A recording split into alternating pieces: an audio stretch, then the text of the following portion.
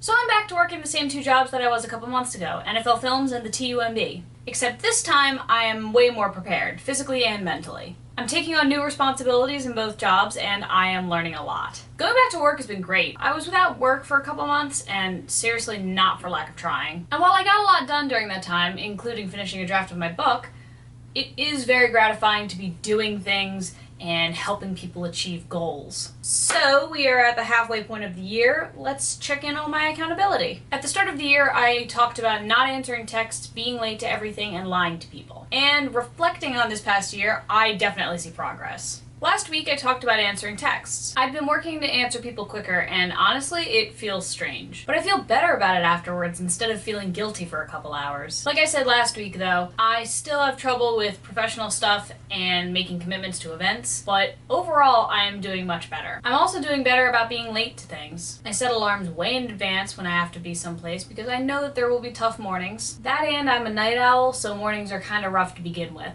I've started showing up to things earlier to the point where I'm not just on time, I'm early. And I used to be able to do that all the time, but after years of developing bad habits, it feels so good to break through and do it again. And lastly, I almost never lie to people anymore. If I have a bad day, I'm open about it. That doesn't mean I talk extensively about my experiences, just that I'm not hiding my mental illness anymore. At work and at home, I will let people know if I am moving a little slower because of my brain. Luckily, things have been pretty good lately. My good friend Zoloft keeps me going.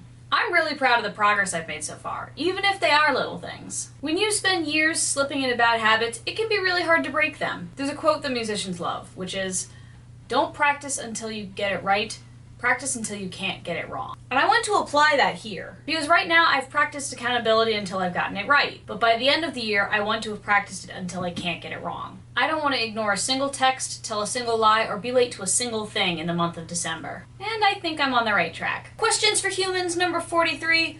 Why is your favorite color your favorite color? My favorite color is pastel pink. I have always liked soft things, and pink, in my opinion, is the most satisfying soft color. Pink appears in the most gorgeous settings in nature, and even when it's synthetic, it's still appealing. I just love the color pink. That's it from me this week. Happy Monday, friends. Enjoy your week.